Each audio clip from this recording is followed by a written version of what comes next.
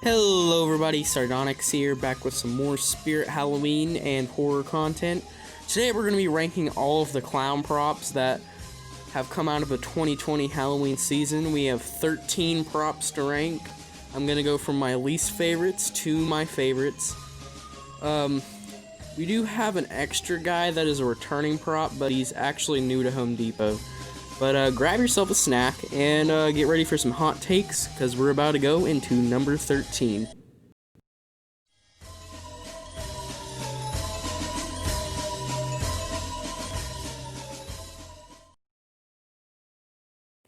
For number 13, we have Johnny Punk. This prop is interesting, to say the least. One of the biggest negatives that everyone, including me, seems to share is his voice. The voice doesn't really fit that bully character that Johnny Punk is supposed to be, and honestly, if he's a bully, we could do much more interesting things with him than a swinging prop. Swinging props can work, yeah, but with Johnny Punk, not so much. His movement doesn't even really look like swinging, and it doesn't fit his character. And as much as I love clowns, another big negative I have is the fact he even is a clown prop.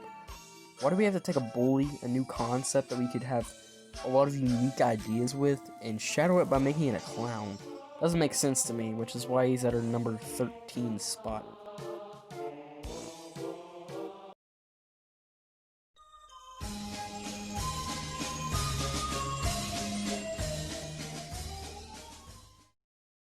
We have the Fright in the box for number 12.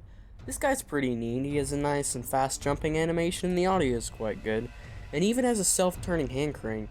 However, when you start to look at the visual aspect of Fright, it gets a tad cheap. His box doesn't seem too heavy at first, yeah, but a lot of Fright in the box props tend to not even be able to push open. And even if they do, they expose this cheap cloth used inside the box to obscure the motor. His head is also quite cheap, being plastic with a pretty okay mold and a wig. He isn't bad, but the way he looks and the quality of him does not sit right with me.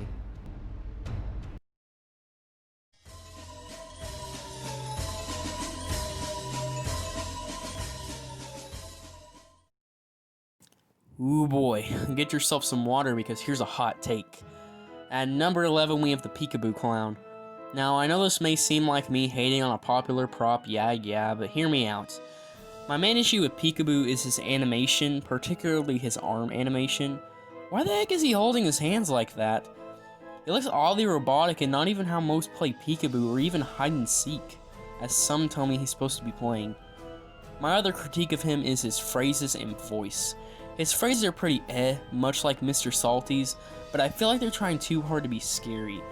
It's not like these are even unsettling either. I know most clown props are supposed to be talking to kids, as far as I know, but Peekaboo here just makes everything super simplified, and his lines sound like they were written by a 10-year-old and his friends trying to write a horror movie. Now the voice, look at his face, scars, the crazy eyes. So why does he have a higher pitched voice?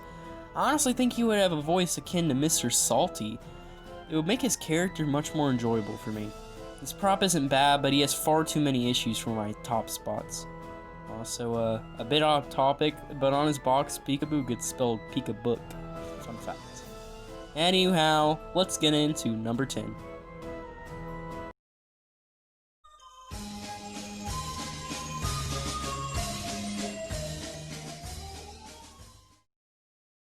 Alrighty, here we have Art the Clown. Huh? Not the right script? Oh, give me just a sec. Alrighty, we're back on air. Here we have clowning around at our number 10 spot. This guy's pretty much your average towering clown, looks pretty cool, and he's also wielding two weapons, kids. This guy's design looks amazing, and the fact he's holding two kids is badass. His voice is also what I call a positive. It takes a while to get used to, but when you do, it's fantastic.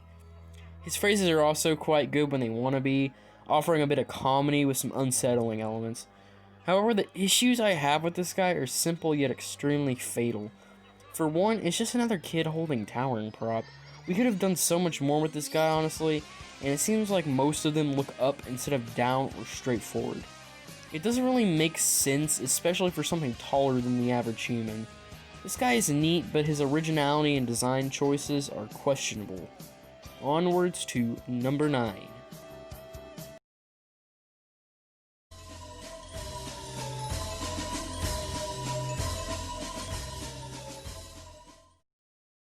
Here we have the Big Top Clown from Home Depot.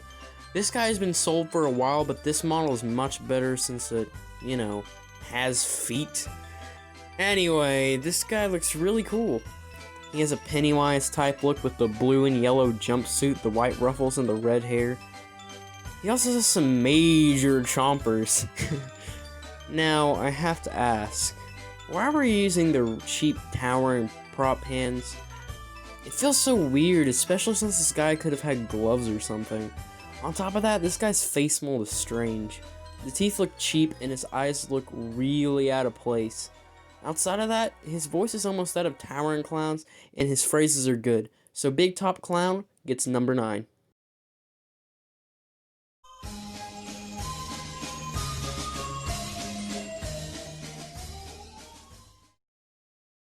Here comes Cuddles the Clown. This prop, much like Johnny Punk, is interesting. If you couldn't tell, Cuddles is a reskin of the Catacomb creature, also by SVI. This guy looks pretty cool, having the Underworld Clown's head and a yellow, white, and black jumpsuit. He also has these clown heads on his arms for whatever reason. But my main critique with this guy is the fact he's a reskin. He could have had a unique head, and honestly the reskin doesn't even work. His arms and legs are oddly thin compared to his huge head. Outside of that, he has overall pretty good phrases and a fantastic voice, so Cuddles is good in my book. On to number 7.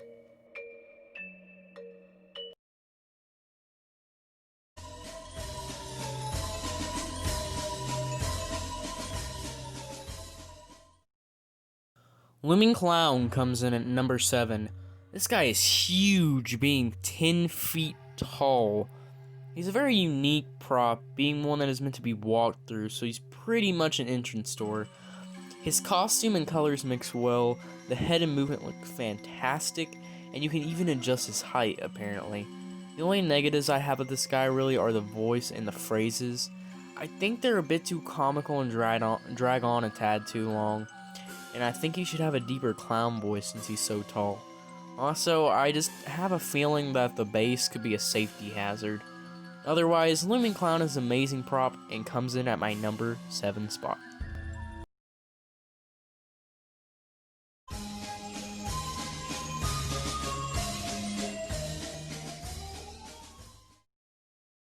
Ah, the Jack-in-the-Box. I've heard nothing but good things about this guy, and I honestly agree.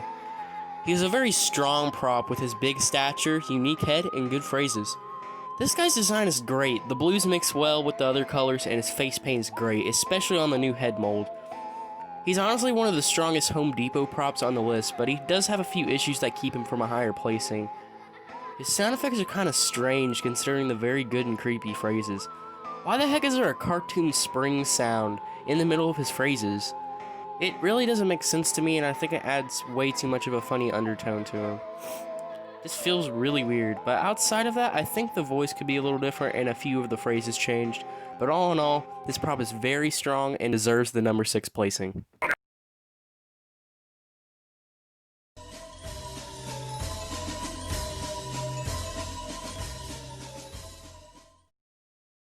The last Home Depot clown we have today, here's the Old-Timey Clown. Wow, this guy looks amazing. The fat clown stature is something that isn't really seen in many props, if even at all, and his face looks really good along with the suit's colors and the details mix very well. Outside of his clothes and face, his lollipop looks much more detailed than that of Uncle Charlie and Mr. Happy, even having a few sculpted flies on it. His movement is very good, having head movement, mouth movement, and a waving motion. These are some good strengths, but like a lot of the props up here, the phrases hurt him a bit. His phrases are a bit too silly for the prop, and his originality is a bit scarce, having a very similar look to Uncle Charlie with the lollipop and the wave from Waving Wally. Despite these things, Old-Timey Clown is a great prop, and in my opinion, the best Home Depot clown on this list.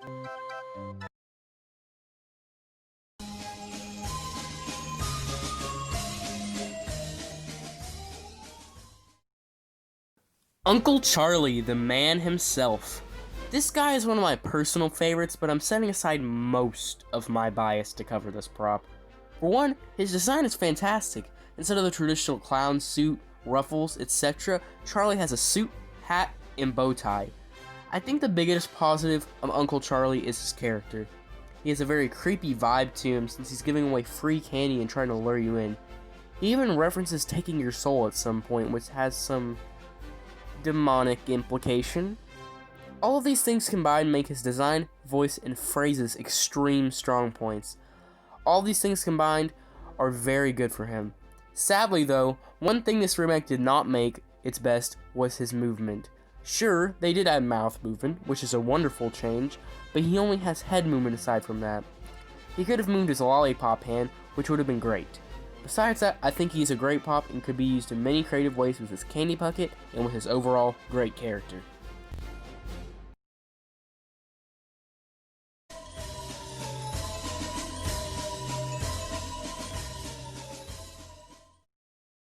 One of the most unique ideas on the list, we have the Underworld Clown. This guy has a lot of strong points. His design is one of the most unique expo props we got, with his huge stature, skeletal parts, and his head mold is great, featuring some huge teeth and some creepy face paint. His movement is violent, moving back and forth with his head following close behind, and his voice and background music are unsettling at some points. However, this guy has one simple issue: quality. His motor is very faulty on a lot of models, and sometimes the head will not even move. And his head is made of extremely cheap plastic. This could lead to such a great and expensive prop breaking too early in its lifespan. Everything else is great and I highly recommend this prop, so Underworld Clown gets the number 3 spot.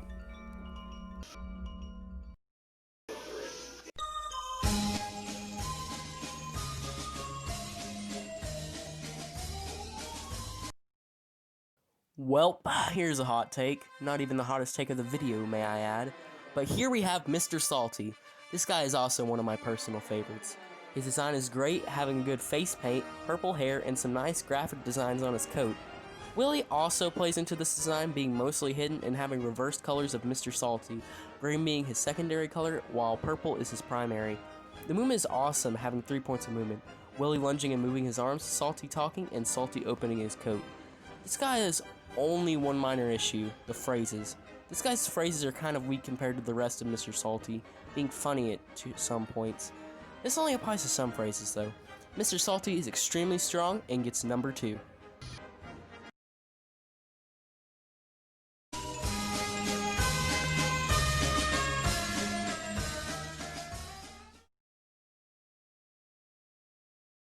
Alright, here we are at number 1. In 3, 2, 1. Oh, Yep, Mr. Happy is number 1. Throw tomatoes at me, whatever, but hear me out.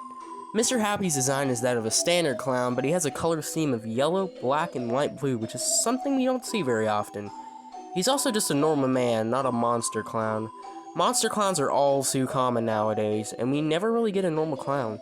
Mr. Happy is also sporting a cage, which may not make sense, I know, on his back, which, playing back into the monster clown thing, we've never seen a cage from a normal clown. The kid in the cage is a new design, with no clothing patterns, which I personally prefer. Outside of those things, Mr. Happy has a lollipop much like Uncle Charlie and Old-Timey Clown.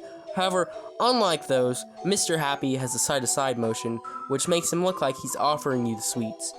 He also bobs up and down when the cage kid shakes, which makes him look like he's struggling to carry her. Outside of the design, Mr. Happy's voice is great, being way more unique than most FBI clowns. The phrases are extremely strong, and so is the background music. All these strengths add up to an extremely enjoyable creepy clown character, which is why I put him here at number 1.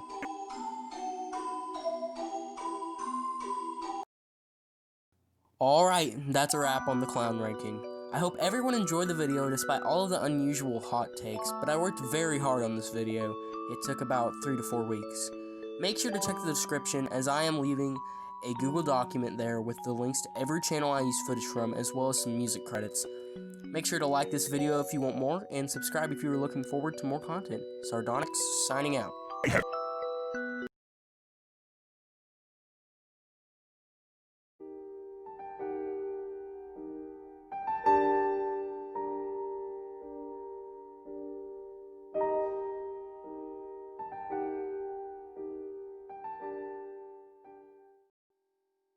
I just want to say, what content I'm planning on doing next. So right now, I have two things lined up. I have a video on Spirit Halloween Hangout, which, yes, I know, why am I causing drama in the Spirit community? Good question. Well, I felt like he was significant enough to cover, and I'm not going to tell you why I wanted to cover him, but that video is going to be very interesting. And other than that, I have a creepypasta story about Mr. Happy, which for some reason I was like, hey, Wacky's Wonders, that's cool as fuck. Mr. Happy and Wacky's Wonders? Well, anyway, start on actually signing out. I hope you enjoyed the video. I worked my ass off on it for whatever reason because I have no life. But, bye.